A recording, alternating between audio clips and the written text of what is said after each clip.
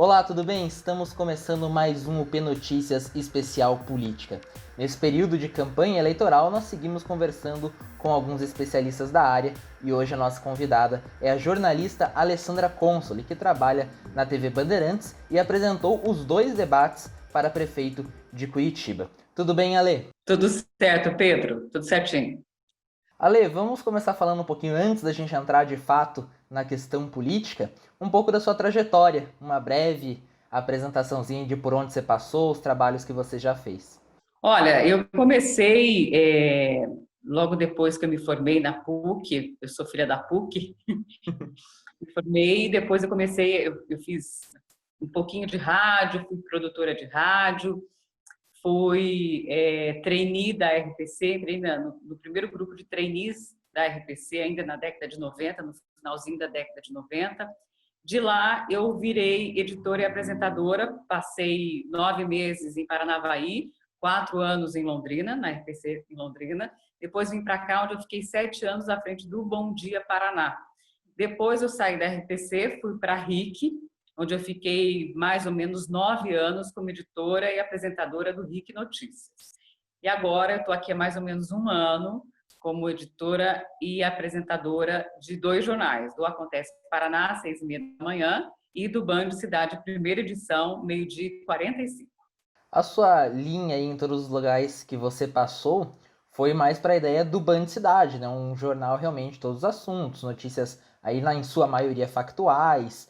E na Band, o início já foi no Acontece Paraná, numa ideia de um programa político, com notícias sobre a política paranaense. Como que foi essa tua entrada aí no jornalismo político e também essa mudança aí um pouco de editorial?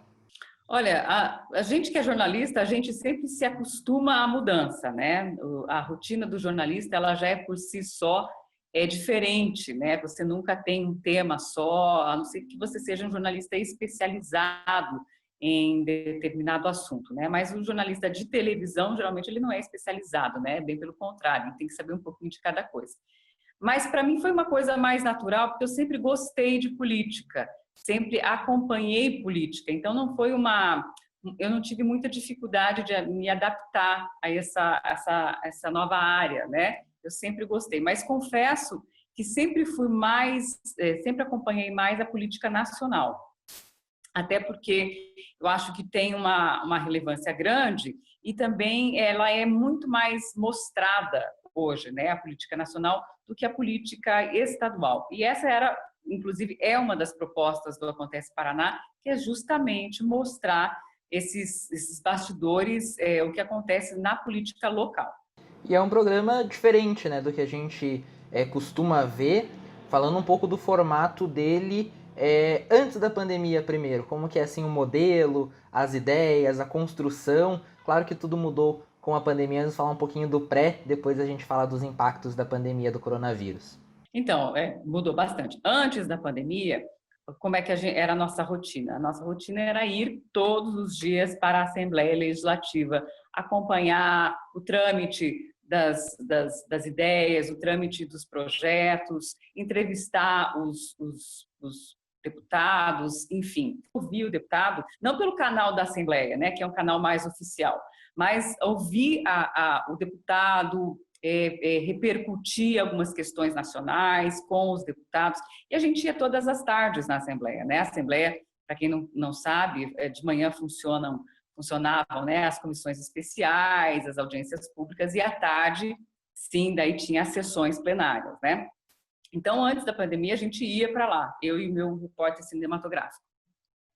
Mas depois da pandemia mudou tudo, né? Há alguns casos de coronavírus na Assembleia e aí várias repartições públicas começaram a limitar a entrada de pessoas, até como medida, né, de combate ao coronavírus, e a Assembleia não foi diferente. Teve numa determinada época, a Assembleia proibiu, né, a entrada, até por essa questão sanitária, e daí veio a dificuldade, né?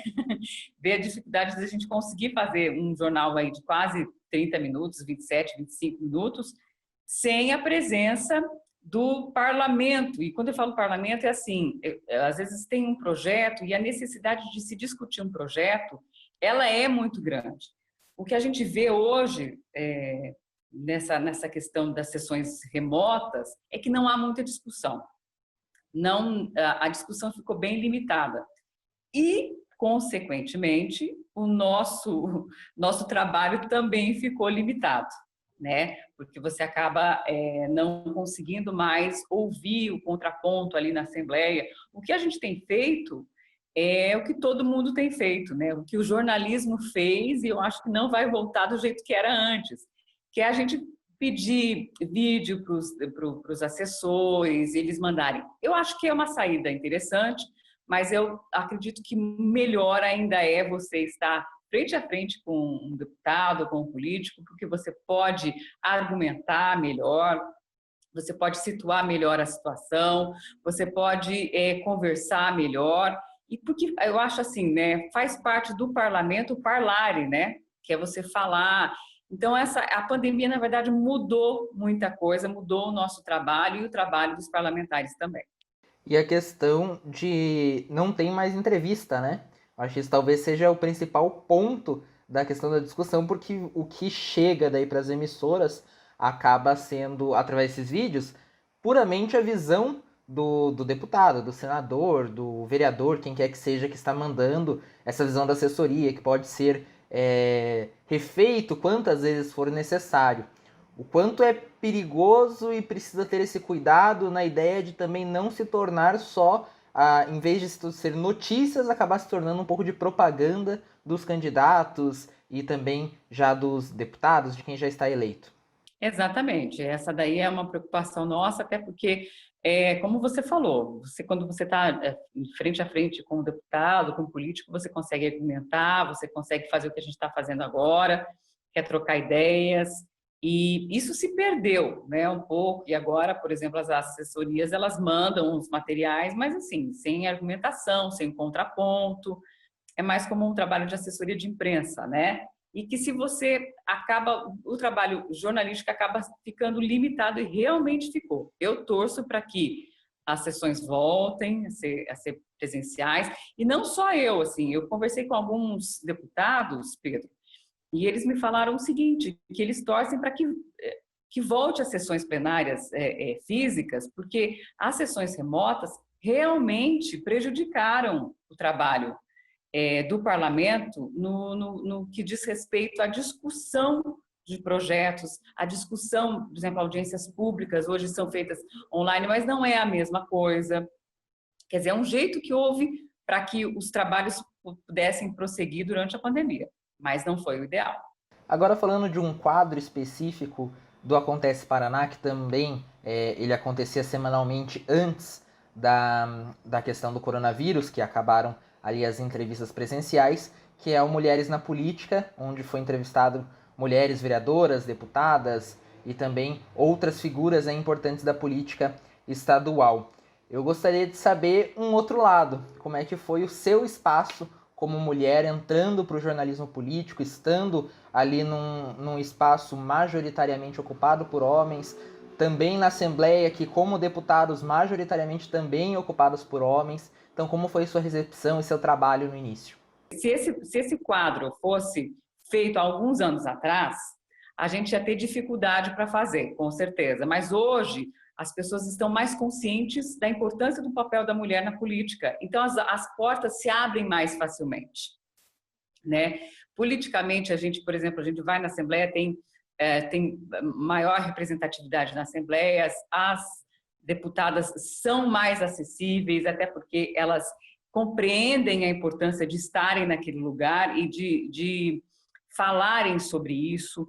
Hoje a gente tem muitas pesquisadoras, muita gente envolvida com essa questão, discutindo a representatividade feminina na política. Então, nós não tivemos dificuldades para conseguir pautas, pessoas para falar sobre isso, porque eu acredito que a presença da mulher na política hoje ela é muito mais falada do que era há 2, 3, 5 anos atrás. Então, consequentemente, a gente consegue desenvolver um trabalho melhor. Então, eu não tive dificuldade nenhuma, não tive resistência nenhuma, bem pelo contrário, é muito engraçado, porque a gente fazendo matérias entrevistas sobre o tema, uma indicava a outra, né? As mulheres se indicam muito para falar sobre esse tema, enfim. Acabou que houve uma sororidade por parte das mulheres e houve um estímulo por parte dos homens também. Você acha que esse novo momento aí, essa abertura que está acontecendo para se falar de mulheres, para também dar espaço para as mulheres na política, vai se reverter em números nessas eleições ou acredita que ainda não? Eu acredito que ainda não, porque todo o processo ele é lento politicamente, né? Você não consegue reverter uma coisa. Você vê as cotas, elas não foram significativas para aumentar a participação feminina na política. Elas não foram significativas para isso, embora eu acho que as cotas sejam importantes, mas elas não aumentaram a participação feminina na política, porque é um trabalho de formiguinha, é um trabalho de gerações, que a gente não pode deixar de lado, né? Tem que ser uma vigilância constante, tem que ser um tema tratado constantemente, tem que ser um tema tratado não só das mulheres na política, mas das mulheres em posição de liderança, porque, na verdade, quando a gente fala de mulheres na política, a gente está falando de mulheres em cargos de liderança, né? Hoje a gente tem uma maior representatividade, por exemplo, na Assembleia Legislativa, mas nos partidos a representatividade feminina ainda é inócua, ainda é pequena. É o que você tem, por exemplo, uma sigla lá, o DEM, vamos supor, o DEM Mulher. Por que tem que ter o DEM Mulher? Né? Por que uma mulher não pode dirigir o DEM? Né? Eu acho que essa segmentação dentro dos partidos ainda é um sinal de que a gente tem um longo caminho a percorrer dentro dos partidos políticos, dentro das estruturas políticas. Falando agora diretamente sobre os debates, um debate num formato totalmente novo, até pelo número de candidatos, mais a questão da pandemia e dos riscos que foram evitados com essa divisão, foram 8 numa noite e 8 na outra. Como que foi essa experiência? Como que você avalia aí o resultado dos dois debates? Olha, a gente pensou muito e resolveu fazer o debate porque, primeiro, havia segurança sanitária para fazer esses debates, né? A gente tinha a questão do distanciamento, foi cumprido à risca, a questão da testagem dos candidatos. Então, a primeira preocupação era realmente a questão sanitária. Resolvida essa questão sanitária, veja, Curitiba pela primeira vez teve 16 candidatos, né? Um número recorde de candidatos à Prefeitura de Curitiba. E até se não houvesse a pandemia, ia ser muito difícil fazer um debate com 16 candidatos, né? Ia durar o quê? 4 horas, mais ou menos isso, né? Para todo mundo poder falar, rodada de perguntas, respostas, enfim. Foram 2 dias, né? Então a gente fez 2 dias, no dia 1º de outubro e dia 14 de outubro. No primeiro debate, o Greca se negou a ir, não quis ir, até alegou aí insegurança sanitária. Então, foram 7 candidatos na primeira noite. Nesse primeiro debate, eu acredito que as pessoas estavam mais nervosas, os candidatos estavam mais nervosos e estavam meio sem rumo, eles não sabiam exatamente qual seria a estratégia deles sem o Greca ali no debate. Né? Eu acho que eles estavam seguros de que o alvo seria o Greca, mas ele não foi ao debate. Então, isso deixou o debate mais ou menos morno, vamos dizer, né? Deixou mais ou menos morno, mas para aqueles que são um pouquinho mais experientes, quando o debate é morno, ele sabe que é a chance dele apresentar propostas, é a chance dele de usar uma pergunta a seu favor. Então, a gente viu algumas figuras conseguindo fazer isso, mas no mais foi um pouquinho mais morninho. O debate do dia 14 de outubro, o segundo, também daí foram 8 candidatos, não 7, todos vieram. Acredito também que foi mais ou menos morno, porque quando você tem um candidato que está muito à frente nas pesquisas e ele não vai ao debate, lógico, ele vira o alvo, né, das pessoas que querem ir para o segundo turno com ele, mas não há uma discussão de ideias, porque ninguém quer ferir ninguém. Você quer ferir aquele que não está presente. Né? Então, houve também essa questão nesse segundo debate. Mas eu acredito, Pedro, que todo mundo conseguiu passar o que pensa. A gente viu candidaturas, por exemplo, ontem, eu estava contando, metade dos candidatos era mulher. ontem no debate. E eu fiquei olhando para aquilo e falei, que bom, né? Você vê assim, a mulher aqui, ela metade, né? Ela é um sinal de que está havendo um crescimento da participação feminina na questão da política, principalmente em eleições majoritárias, né? A gente não está falando de vereador, a gente está falando de candidatos à prefeitura de Curitiba, de uma cidade com quase 2 milhões de habitantes. E, por exemplo, na noite de ontem, a gente tinha metade, eram candidatas, eram mulheres. Tem esses dois lados, né? Tem a questão que fala, nossa, são 16 candidatos, é muita gente, baixo do recorde, mas também acaba sendo uma eleição muito mais que integra muito mais, porque a gente tem ali uma diversidade muito grande de candidatos.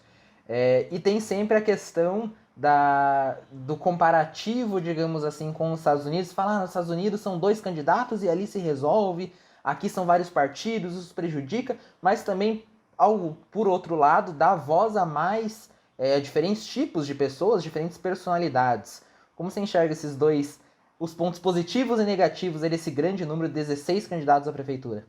Eu acho que, como você disse, existe o ponto positivo de você ver aí a diversidade, né?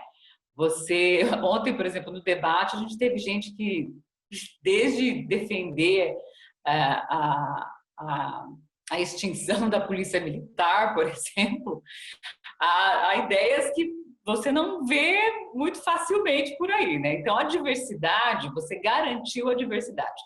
Mas eu não tenho certeza se você, se tantos partidos realmente significam representatividade. Eu não tenho uma leitura correta a respeito disso. Por quê? Porque, por exemplo, quando você vê um debate entre 2 pessoas, você consegue absorver melhor o contraponto entre elas. Quando você tem mais de uma pessoa, são vários, às vezes, os contrapontos e que você não consegue, muitas vezes, perceber esses contrapontos porque é muita gente falando ao mesmo tempo. Então, eu acredito assim, que o debate como espaço, né, de representatividade política, partidária, eu acho válido. Mas também acho que, por exemplo, a fórmula americana, eu ainda acho a melhor, que é quando você tem o contraponto ali e você consegue enxergar esses 2 contrapontos. Coisa que às vezes se perde num debate aí com 7 ou 8 candidatos. A Band, que já anunciou que vai ter debate também caso exista o segundo turno, fará o primeiro debate, assim como fez esse primeiro debate para a Prefeitura de Curitiba neste primeiro turno, além de ser um momento em que algumas emissoras já estão anunciando que não irão fazer o debate. Então, qual a importância desse momento, tanto para a emissora quanto para a política no geral? Eu acho que a importância para a emissora é se consolidar nessa questão da representatividade política, da importância da participação política e do debate de ideias. Né? A gente está numa fase de muita polarização política e de muita desesperança política, mas não há outro caminho. E acredito que a Band tem um histórico. O primeiro debate foi feito pela Band, se não me engano, em 1982, depois no processo de redemocratização. E ela tem essa veia, né? Essa veia de valorização política, de reconhecimento do papel da política na mudança da nossa vida, né? Da mudança econômica, da mudança de rumos do país. Eu acho que é uma veia que a Band tem, está no sangue da Band. Tendo o segundo turno, nós vamos fazer o debate, e daí com os 2 candidatos. E é muito importante, porque uma eleição, primeiro turno é uma eleição, segundo turno é outra eleição. A gente pensa que é a mesma eleição. Não é, né? A gente já viu casos de prefeitos que foram eleitos que no primeiro turno não eram favoritos, no segundo que ganharam fôlego, né? Então, o segundo turno, se houver aqui em Curitiba, vai ser decisivo, e acredito que um debate vai ser mais decisivo ainda para que o eleitor decida no voto no dia da eleição. Estamos chegando ao final de mais uma edição do P Notícias Especial Política. Quero agradecer a minha coprodutora, Samar Mourad, a professora orientadora Sandra Nodari e a coordenadora do curso de jornalismo, Maria Zaclis Veiga. Em especial, quero agradecer a nossa convidada, Alessandra Consoli. Obrigado, Ale. Eu que agradeço, Pedro, um beijo grande, a gente está sempre à disposição. Agradeço também você que nos acompanhou até aqui e até semana que vem.